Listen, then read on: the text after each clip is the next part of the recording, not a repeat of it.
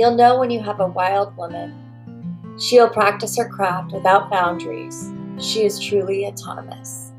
Her loyalty is only to the family she serves, a midwife who will not allow herself to be held back by a system she didn't create. This podcast is for the birth keepers who want to grow and change. We are open to learning through self-reflection and supportive community. We are creating this space to explore without judgment. We are remembering we were Born wild.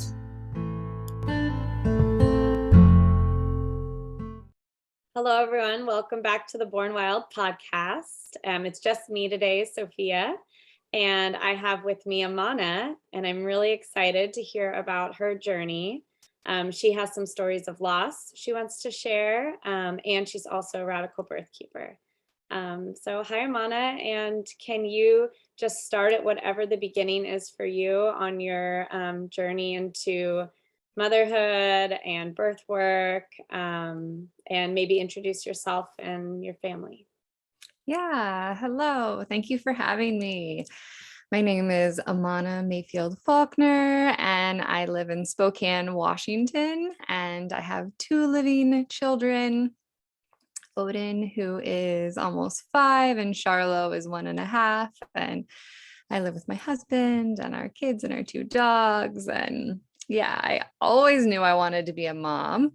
Always. But I did not know that like death would also be such a, important piece to my life. I am a Scorpio. So I am definitely comfortable in it at this point in my life. But I always knew I was passionate about birth and moms, and I'm both a birth keeper and a death keeper. I've attended more births and deaths. I've seen more first breaths and last breaths than I can count or fully remember. But I feel like, I've just come to this place of acknowledging that we can't have one without the other, and they're always interconnected, and that they're both sacred and beautiful, and I hold space for those periods of passing and transition for other people, and I've also experienced them myself. It's going to be such an important podcast episode because just as our culture, it's just not okay. Death is not okay. Like, even if you're older, maybe it's like a little bit okay, but it's still just this huge grieving process. And a lot of times we miss out on the celebration because of it, too. Yeah.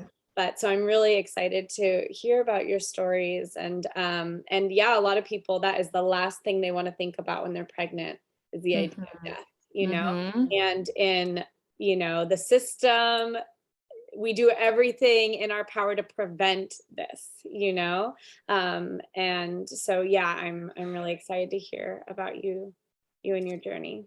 Yeah. So for me, my first big experience was death. Death was in my 20s. My first love, Bjorn, he was diagnosed with blood cancer, and he died when he was 26, and I was 25 at the time, and I was present with him. And again, it's that, like you said, we don't really acknowledge death in our culture, and we can accept it maybe a little more when we're older, but like a lot older, 20s was still like the sort of invisible age. And so like his death continues to have a big impact on me, and did have a huge impact on me at that point in my life, when most of my peers around me, didn't really understand. They hadn't experienced that same closeness to death, like witnessing a person die that you love at that age. For me, that was really, really big. And I went through this whole period of, grief never totally ends, but I went through a really deep part of grief, and feeling like, part of me didn't want to continue to live after he was gone, but then also embracing life in a new way, knowing that he wanted to live, and I was, having this opportunity to continue to live. And so it has just brought a real depth to my experiences from that moment forward in my life. Wow. Yeah, that's really intense. And that's such like a pivotal age too. Like you said, you're almost a little bit invincible at that age too. Mhm. Yeah, yeah, I bet that shook you. Yeah. And then we can move forward to, yes, I always wanted to be a mom, like was taking care of all the other, babies around. And I got to my 30s and I hadn't found my, man that I was going to have babies with. And um, I called in my soul flame. I did a 40-day ritual and called him in, and we connected. And right away, like in the first conversation, it was, do you have kids? Do you want kids? Then it was like, no, I don't have kids. Yes, I want kids. Yeah, And like let's get to the chase. yes, we were both like, okay, this is it. In my ritual, I had said, let us recognize without a shadow of a doubt when we see each other that like we are each other's soul flames. And it was definitely that sort of magic. I've And already had like, I feel like I'm in constant state of goosebumps. I'm like, yeah. Good, good. Yeah. So yes, it was definitely that, like, yeah, those truth bumps, they were for sure there. And he proposed within 2 weeks. We got married. Oh, sorry, you're cutting out a little bit. oh, I can still hear you. You're good. Yeah.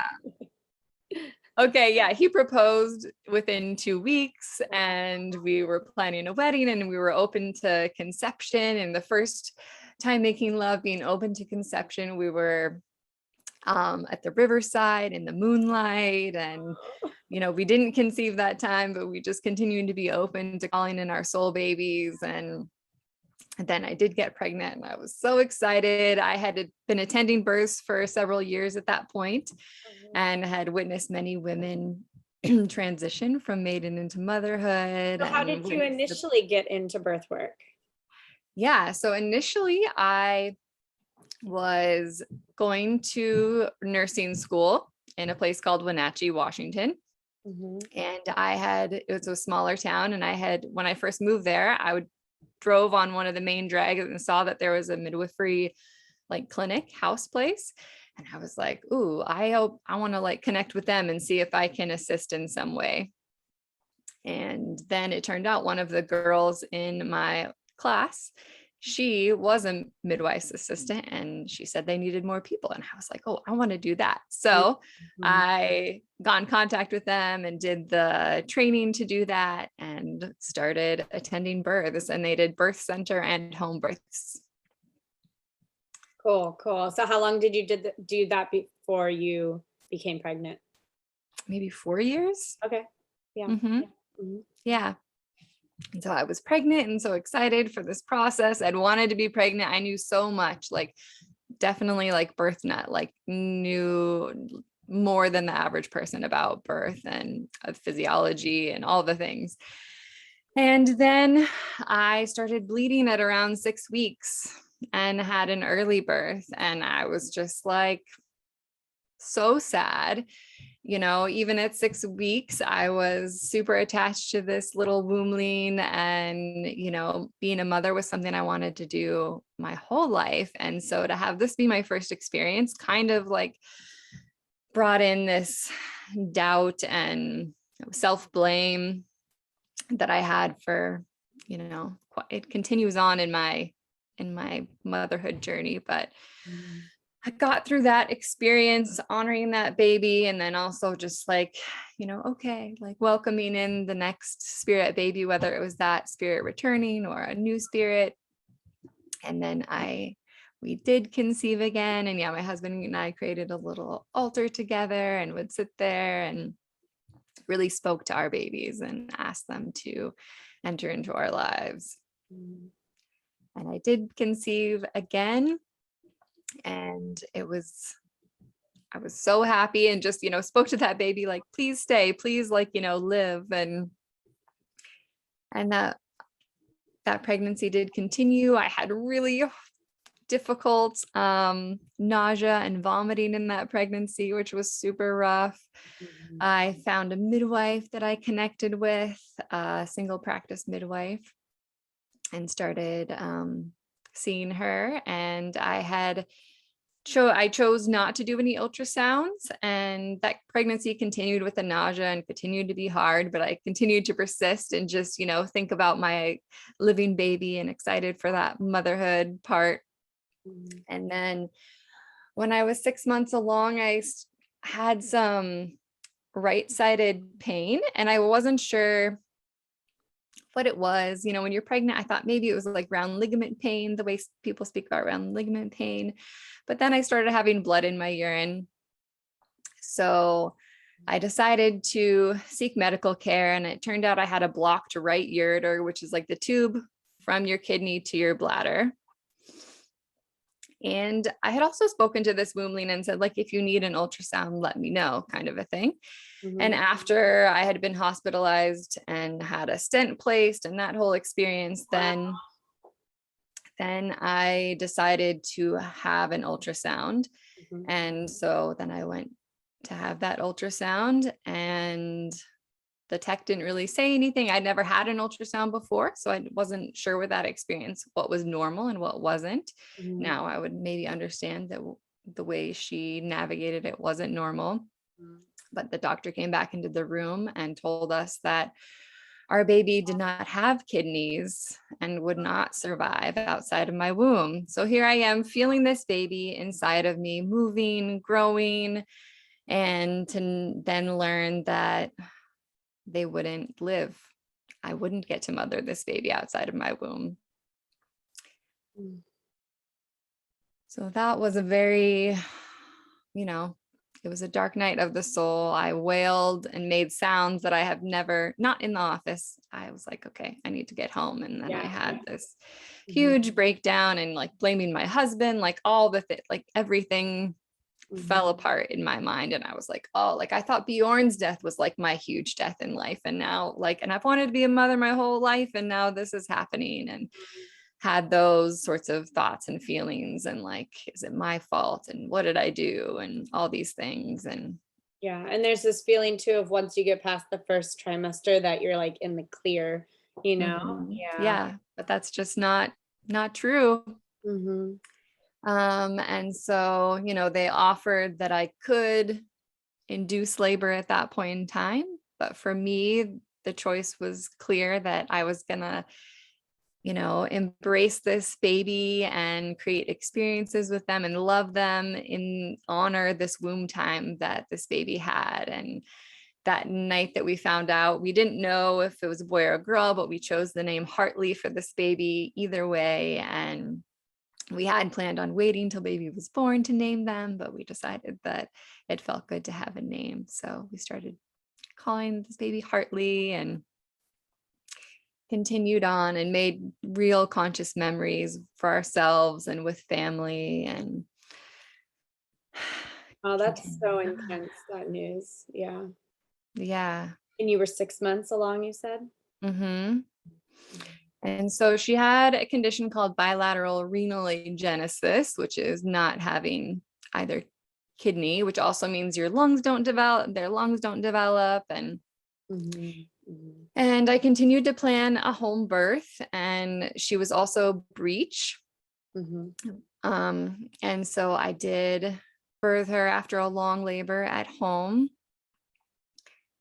and she never opened her eyes. She was born alive. Sometimes these babies with this condition, because of there's not amniotic fluid, that their cord gets compressed and they don't survive labor and birth. She was born at 36 weeks and 5 days, and was alive just for a few moments. Like I said, never opened her eyes, and died in our arms. And people often ask me, do you wish you wouldn't have known? And I feel like it was very aligned that I did eventually feel called to have the ultrasound, and that I did know, because if I had had the same birth and not knowing her condition, we would have been trying to resuscitate her and putting her through painful things. And this way, those moments of her life got to be, loving and held, and none of that like panic and chaos. There was obvious grief, overwhelming grief, but not the chaos that might have been. Yeah, that's such a good point. Wow, that's so big for any child, let alone like your first, born. Yeah, yes. Mm. So, her grief journey and early grief, it was very, very hard. This, like, just had this postpartum body. My breasts were making milk. I did pump and donate milk, and that felt good for a while. And then I stopped, and it just was a hard experience. And like my husband was grieving in different ways, and I wanted to we kept her body for a couple of days at home. But after she had died, my husband had a hard time like witnessing her body. Mhm. And we took a trip to the ocean together, which felt good, down the Oregon coast. And we sprinkled some of her ashes there and some in the redwood forest. And we still have some of them as well. Mhm. And, just really honored her life and grieved her in all sorts of different ways. And then also looked forward and talked to her about like helping our next babe come in. And we did open to conception again, and it took several months later I conceived again. Mhm. And So, did your cycle return pretty soon then after? yeah, super Yeah. soon. It was like 5 or 6 weeks after, something Yeah. like that. Okay. Yeah. Mm. Were you pumping and it still returned, or like you had pumped just for a little bit and stopped and then it returned? Yeah, I pumped for a couple of months. I don't exactly So it remember how returned long even with anymore. pumping. That's Yeah, well, and honestly, after having kids, and like I was exclusively breastfeeding my son who was born next, and like so much. He was awake every 30 to 40 minutes nursing every night and like all day, and my cycle still returned after 6 weeks. wow. My Wow. body just is not one of those that like withholds my Yeah. bleed. Uh-huh. I was wishing and hoping, because I have many friends who their blood doesn't return for like a year or more. And I was like, that's so awesome, especially like when you're postpartum, I have so many other things going on. I would love to not be bleeding. Yeah. And yet it was just like back just like that. And oh, Interesting. Okay. Okay. yeah, So you got pregnant. You said it was about 2 months after. it was more than that. Okay. I couldn't tell you exactly, but several months later, yeah, we conceived again. And then that pregnancy went forward, and I was even though, so my husband and I both had ourselves checked to know that we both had both our kidneys, because that's something that some people go through their lives only having one kidney and not knowing. Mhm. And so that was one thing we checked for, to know that Hartley was a special anomaly and not to be expected again. Mhm. Mhm. Because if if one of us had been missing a kidney, it would be more likely that we would again have a child without kidneys. Mhm. Yeah. So I did choose to have an ultrasound with him to Mhm. know that he had all of his. Like the 20-week anatomy scan kind of thing. It was actually at 16 weeks. Or a little It early. was, they told us that was the earliest that we could know Mhm. that. And for me, that was like an anxiety stressor. And at that point in my life, that felt like the right decision. So that's what I did. Mhm. Yeah. And everything checked out, obviously. And yeah, I How planned did a you support yourself emotionally through this pregnancy?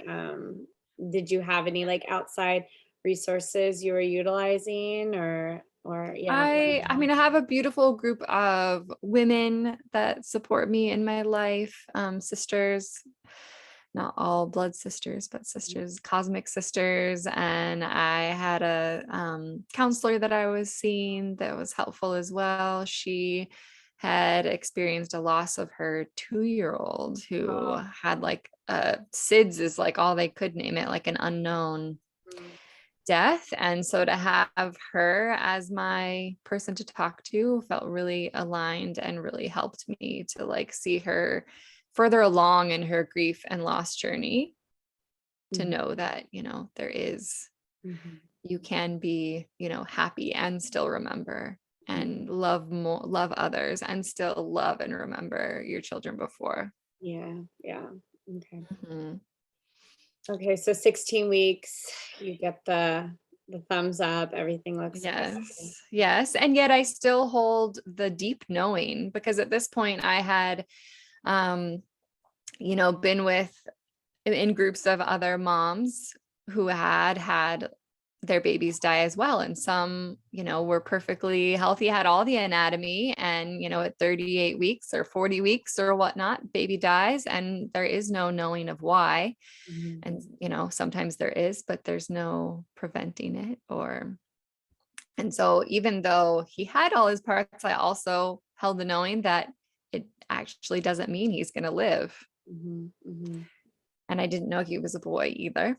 Yeah.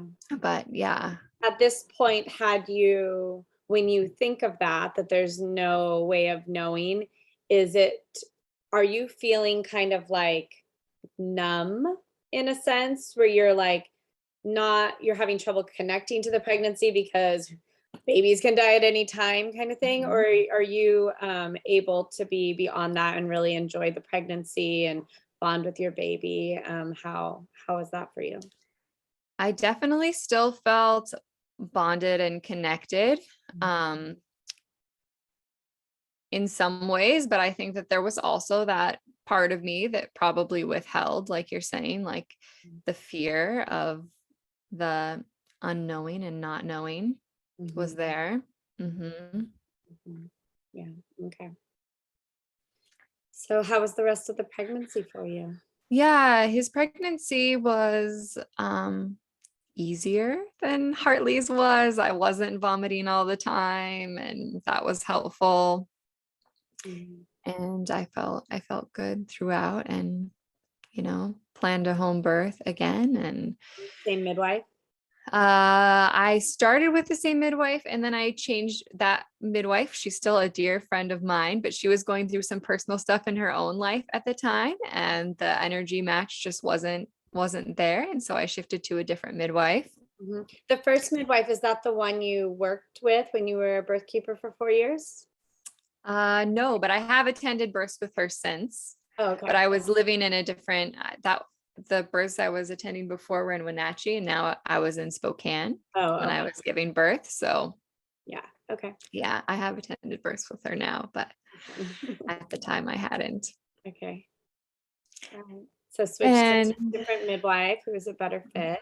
Yeah, and Hartley's labor had been a few days long. So I was kind of anticipating Odin's might be as well. We didn't know he was a boy. We didn't know his name, but yeah.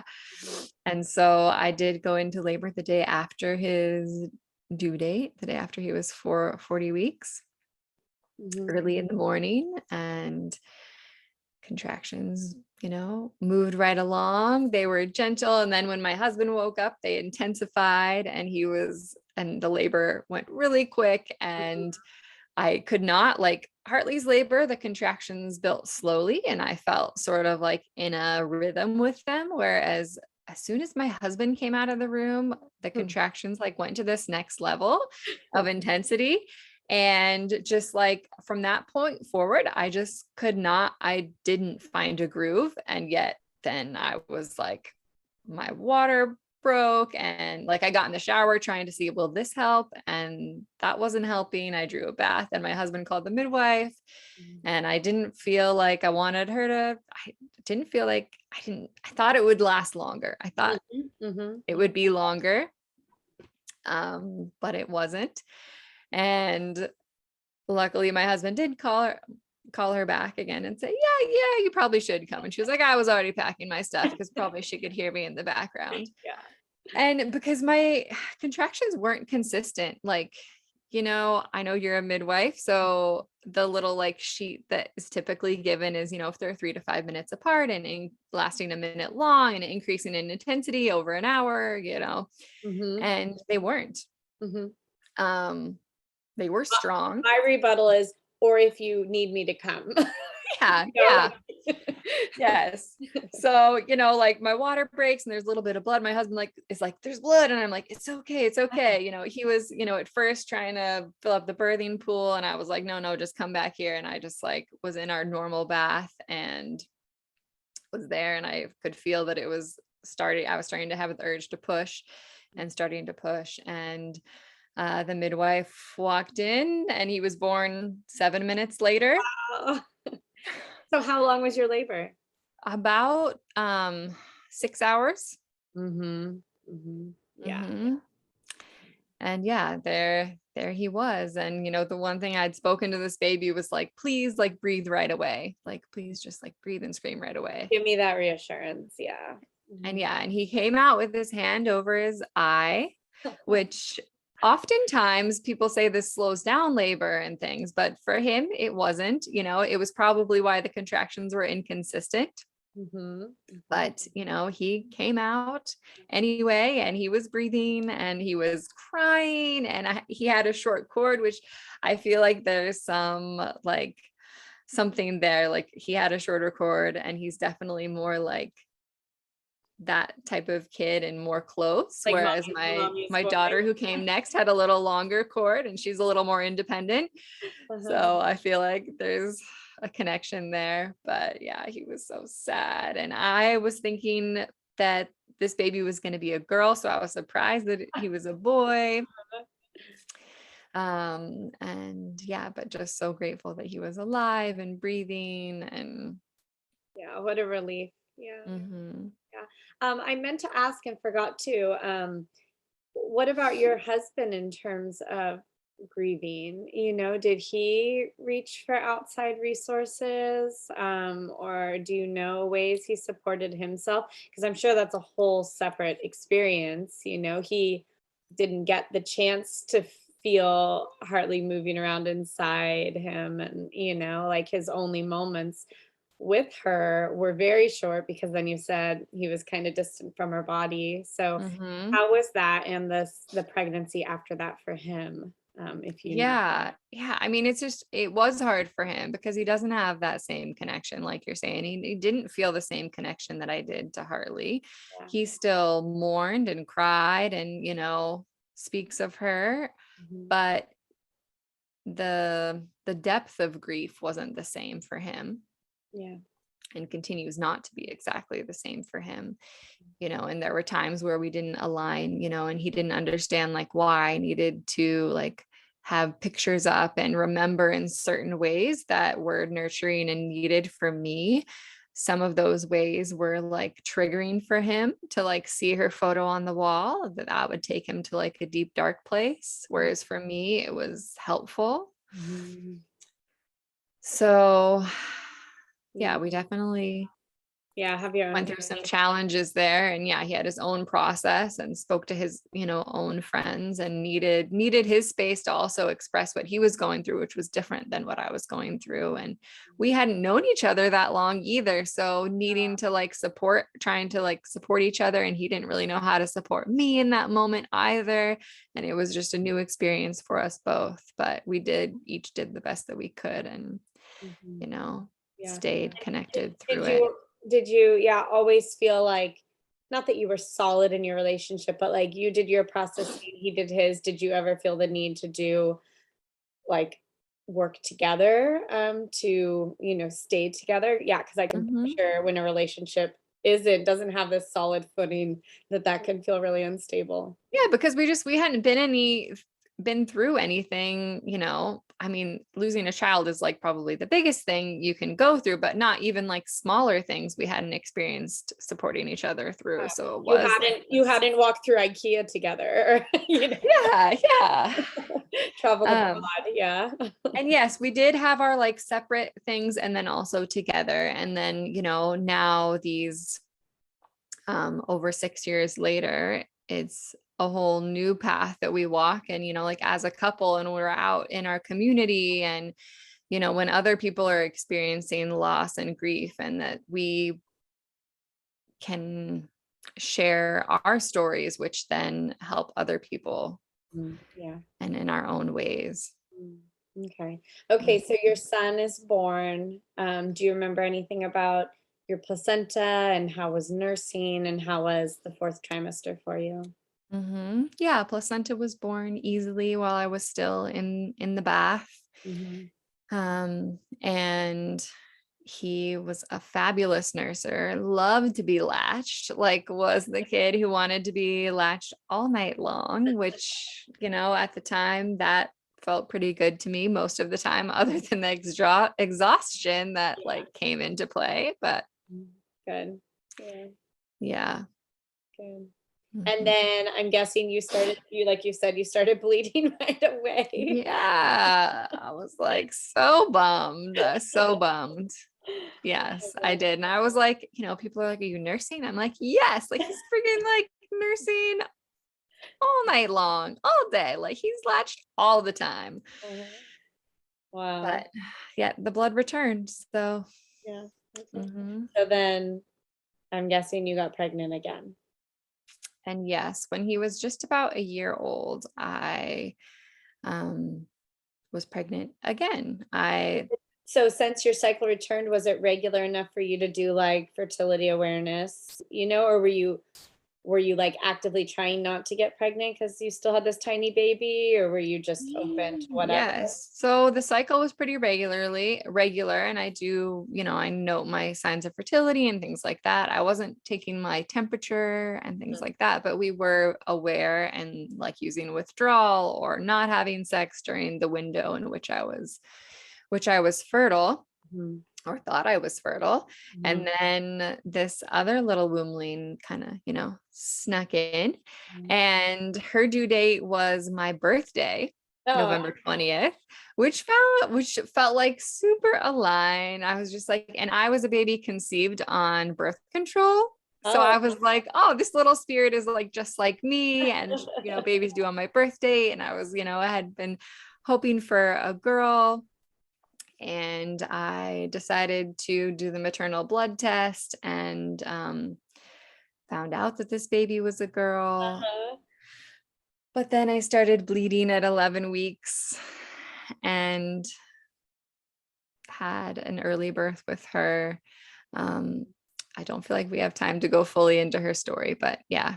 Mhm. Yeah. So had that experience, and my sister-in-law like was pregnant right around the same time and was also pregnant with a girl that was due like 10 days before me. Mhm. So that was a little bit hard. And now I feel differently, but at the time it was hard to, see her continue to grow and know that my niece was there who I love and adore. And I'm like so happy that she's there and that Rachel's pregnant, yet also this other aspect of like, oh, but I named that baby Nyla Rose, and just thinking that Nyla Rose, and how neat would have that been to have these cousins born within weeks of each other. Yeah, I know families who have been in this exact situation and, you know, feeling so torn between the love for this family and child and also their grief over losing their baby who would have been so close in age. Yeah. Yeah. And then and it's interesting, people also say things like, it's not going to happen again. Like, you're not going to have another miscarriage or another early birth. And yet, I had another couple Mhm. early births. So I Mm. did have another early birth after Nyla as well, Mhm. and another one. And then I got pregnant. It was like after it was summer solstice. Mhm. So it And was early birth, stillbirth, live baby, early birth, live baby, or did I miss something? yes, Yeah. yes. I should write this down really, because it starts to get, there's so many that, Yeah. I may misspeak sometimes and say the wrong number or not acknowledge them all, but they were all, Yeah. important experiences on my journey for sure. Did you name all your children? I did not name all of them. No. Mhm. Yeah. Okay, so Yeah. then you got pregnant with your daughter. So yes, yes. I'm 39 now. Mhm. And yeah, my husband's a few years older than me. So we were, I'm like, I don't really want to wait longer, and Mhm. um we were definitely calling in our daughter. And I had this like experience on the summer solstice where I just kind of like cried out to the universe and was like, now, I need her now, or maybe we're just going to continue on life with our son. Mhm.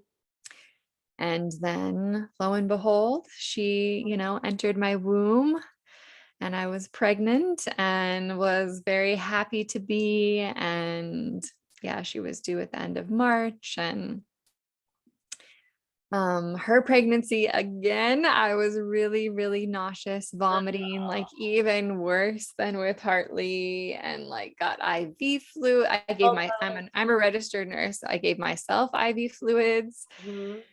And well, I'm not working as a registered nurse anymore, but I was at the time. Yeah. Was the nausea ever triggering for you, like a reminder of Hartley's pregnancy? Yes, Yeah. yes, I definitely like Charlotte's pregnancy became so hard because I also, again, I didn't want to have I didn't want to have an ultrasound.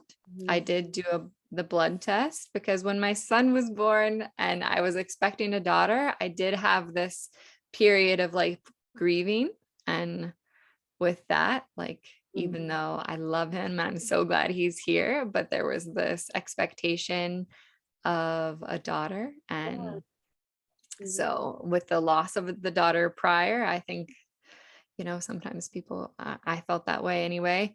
Yeah. Yes. So because there were some parallels and I was like puking all the time, the way I had been in Hartley's pregnancy, I was like, oh, is this, is it again? Is she okay? Mhm.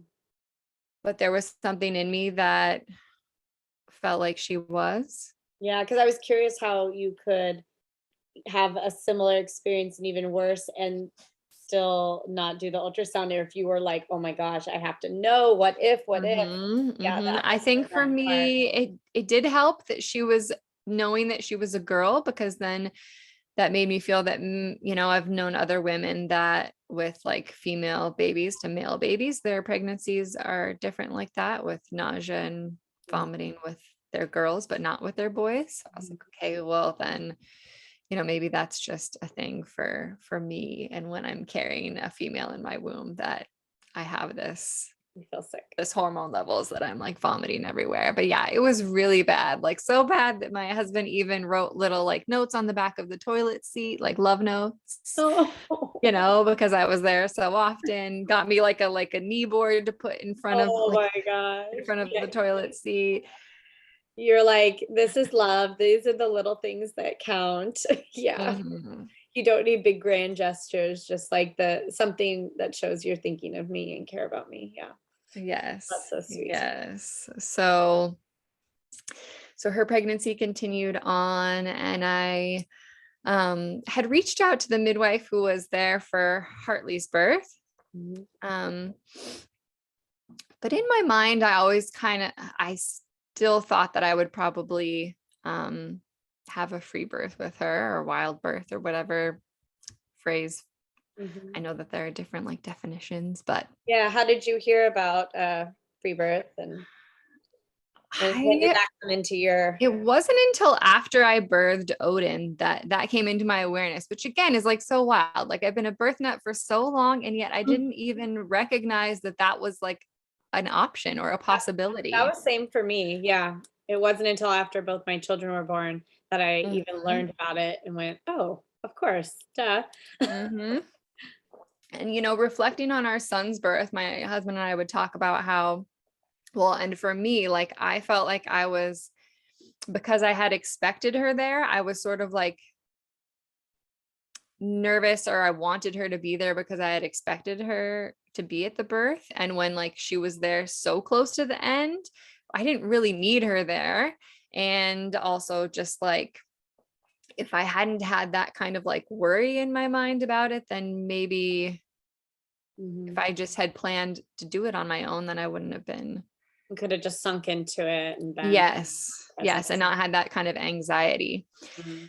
Because I had communicated with her that like if he did need any resuscitation breaths, that I wanted to be the one to do it and things like that. I'd taken resuscitation, felt super comfortable in that role, and knowing that I could help my baby breathe if they needed breath. So then as we were planning our daughter's birth, I had decided that I just wanted to plan for it to be me and my husband there, and to not have a medical birth attendant. Was your son present? He was. Yes. So we did decide to, and we invited my mother-in-law to be with us. So how old is your son at this point when your daughter was born? Yeah, he was like 3 years and 3 months when. So your mother-in-law was there for him. Yeah, just not knowing how he would react to me in labor and birth and things like that. We decided to have her there present, even though I'd watched a bunch of videos with him, just didn't know what he would be like and if he would actually want to be present, which he did want to be present, but we had her there in case he didn't, that she could be his safe person, because I knew I needed Owen with me. Yeah. And I hadn't had photos or video of myself birthing before. So I decided this time I did want to have that. So I invited a friend to come take photos and another friend to video, because, when you're in the birth realm, like for me, I can't actually remember all the things that happened. Yeah. So being able to like witness it via video after, and knowing she was also like our last baby. So there was that. That's super important to me too. I called my photographer before I called my midwife, because I was like, I can catch the baby, I just can't take pictures. Yes. Yes. So special to have. And so I continued to grow on with her, and her due date was March 20th. Wait, she was born on March 24th. Her due date was March 16th. Okay. And that was of 2020. So I was like big and pregnant, and then Corona was like a thing, and it was like, ooh, and I totally thought she was going to be a Pisces based on like her due date. And then with my son, I gave birth the day after he was 40 weeks. So that was the longest I'd carried. And like her due date came and went, and I was like, she's like, Mom, do I really want to come out? It's crazy out there. Yeah, I can only imagine, I was feeling these, feelings of the unknown and fear, and she, I'm sure, was too. And maybe she just was an Aries. Maybe she would have been born on the 24th, no matter what. Like, we'll never know. No. Yeah. But that was an interesting experience. And I was sort of ready for her to be born. And when I was like 40 weeks and like 5 days or something like that, I was kind of trying to like prompt her out, but I had contractions for a little while, because I could feel, I like being able to feel myself. I could feel her little head there. Like my cervix was open enough that I could feel her little head, and I was like, come on. But what were you doing to prompt her out? Oh, just like touching her head, I was like internally, kind of like got it. Felt around her head and my cervix a little bit, which started me in contractions for a while. For several hours, and then they fiddled out because it just wasn't her time. And that's when I really gave over to like trust of just like, okay, you're just going to be born when you are, and I just need to let go and enjoy this time. So that's what I did. And then I woke up in the early hours of the morning on March 24th, and contractions were like hard and uncomfortable right from the beginning. It was just like, it was around, I think 2 something in the morning. And I went out into the living room so I wouldn't sort of disturb my husband, as I was just trying to like feel into what was happening, and tried a bunch of different positions and tried to get into a groove, and was kind of saying, like open soft and slow down. But half an hour later, they were just like still getting stronger and longer, and we're not slowing down. She was just like this fiery little being coming out. So I woke up my husband and he came out, and, it was nice to have him, but it didn't really change the experience I was having. I was still having strong, painful contractions. Mhm. And he called our friends to come, and my mother-in-law was with us at the time. So she was downstairs, and she woke up amongst the happenings, and she sort of sat upstairs for a little bit. And then I asked her, I didn't want to be like observed in that way. So I asked her to go downstairs, and she did. And then I started feeling, pushy, started feeling that was happening. And so we had her go wake up my son, and he came out, and I sort of, held her head in with my hand for a while. Like, she was just like pushing and pushing, and it was just like, I was trying to wait for the softening and readiness, and and eventually I was just like, okay, I just got to let her come. And I took my hand off, and her head came out, and then she turned, and then her body came out just like below her nipples. She had the cord kind of behind her neck here, and my Like a husband helped shawl? me. Yeah, but it was preventing her from coming kind of all the way out.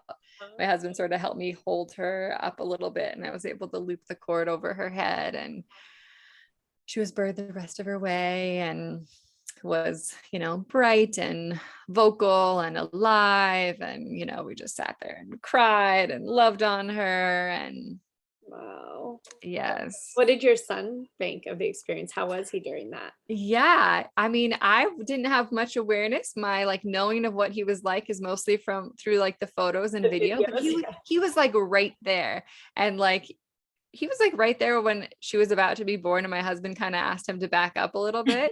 Like he had his hand like on my leg, like he was like there. Yeah, super interested. That's so good. Yes. And not disturbed by what was going on at all. Mhm. And we were all just so glad she was there, and she was alive and So perfect. how long was that labor? That labor was like, I think 4 hours and some odd minutes. Mhm. Yeah, she was born a little before 6. Mhm. Yeah. Mm-hmm. And then what about your placenta and breastfeeding? Yeah, I had a little pie dish that I had wanted to birth the placenta into. And so, yeah, I birthed on our living room floor, and I just kind of like, I still was holding her in my arms, and I got up onto my knees and birthed the placenta there. And then people helped me get into bed with her, and my husband cleaned off like my bloody feet with a wet washcloth. And we did a cord burning ceremony with her, which felt good. I had bought 4 like long beeswax candles. So myself and Sigrid, my mother-in-law, and my 2 friends, Clementine and Rakana, held the candles, and we sang the "We All Come from the Goddess" and burned her cord. Do you remember how long it took That to separation. separate? Maybe 5 minutes or something like that. I've heard that if you only have 1 candle, it can take a really long time. I've heard that too. We've been using 2, and it's been about like 9-ish minutes. So I was curious if 4 makes it even faster. Yeah. Okay, cool. Yeah, it's been so beautiful. We recently have been doing that a lot more in my practice, and it feels Mhm. like such this like closing ceremony of the Mhm. experience, Mhm. and yeah, Yeah, and with my grounding. son, I cut the cord. I know it's like traditionally in our culture, like the man gets to do the thing, but I'm like, no, like I grew this baby, I grew this placenta. I'm the one that's going to separate it. So I cut his cord. Yeah, sweet. Yeah. And then how was she as a nurser? She was also a beautiful nurser. Yeah. Yeah. And continues to nurse, and How old is she? she's a year and a half. Yeah. I guess a little over now, since her birthday will be again in March. So your work as a death keeper and a birth keeper, Mhm.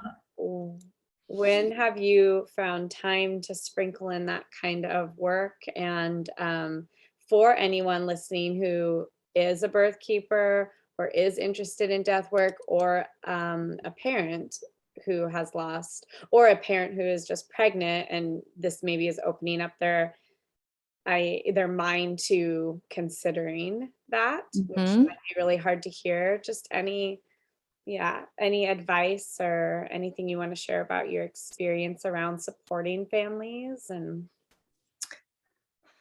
I feel like one of the main things is just to say something and show up and, speak the baby's name or offer the opportunity for the mom or dad or whoever it is to like speak about that child or baby or wombling, where however that baby is for them, because we just don't have those opportunities. And like I have felt in times in my grief that, Hartley is invisible to most of the world. And, I felt like I've carried the weight of having to remember her, wanting to remember her. And each time that a friend or loved one reaches out and just, maybe sends me just a picture of a heart, but, you know, saying that they're remembering my baby just really means more than I can even express.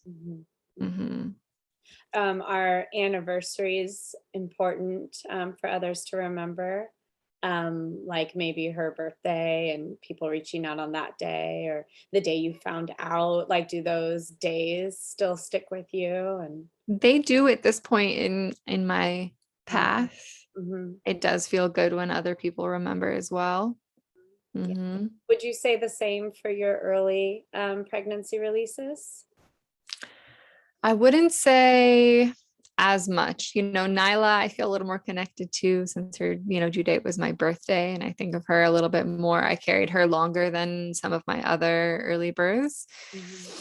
But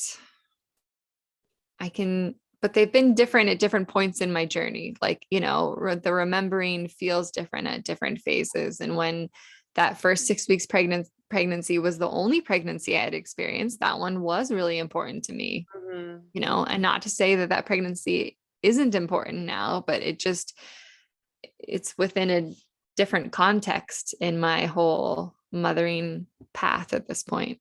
Yeah. Oh, so much. What a life you've lived in such a short amount of time, too. How many experiences you've had, you know? Yeah. Because But what is the statistic? Like every third pregnancy results in loss in one form or Mhm. another. So Mhm. it feels like you've been handed,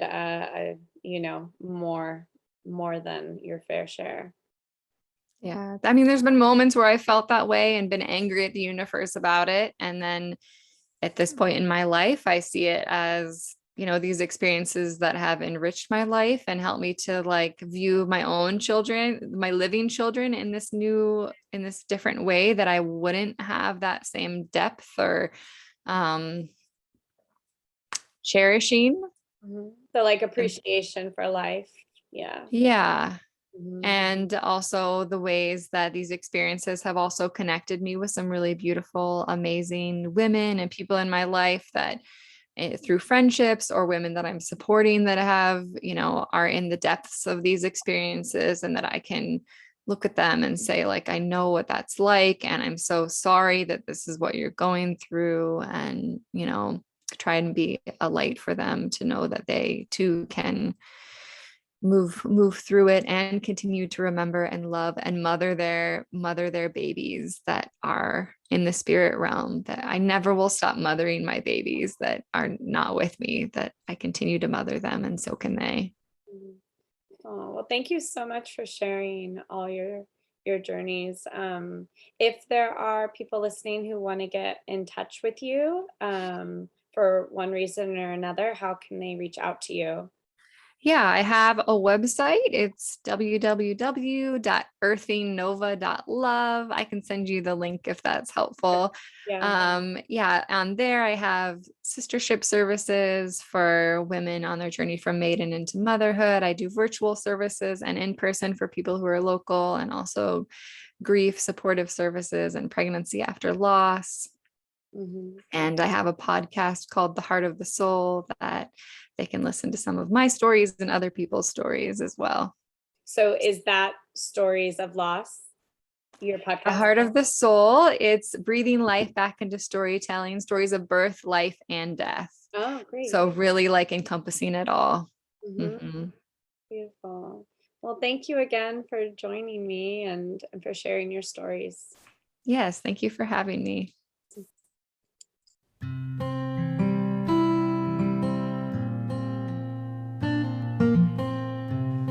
Thanks everybody for listening. You can find us at Born Wild Podcast on Instagram.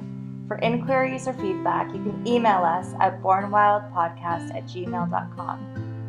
You can find me, Emma Ray, on Instagram at Emma Ray, REA. Sophia at sophiabirth.com. And me, Leah, at Bay Area Home Birth. We would really appreciate it if you would rate and review us on Apple Podcasts. It helps us reach more people. And as always, Stay wild.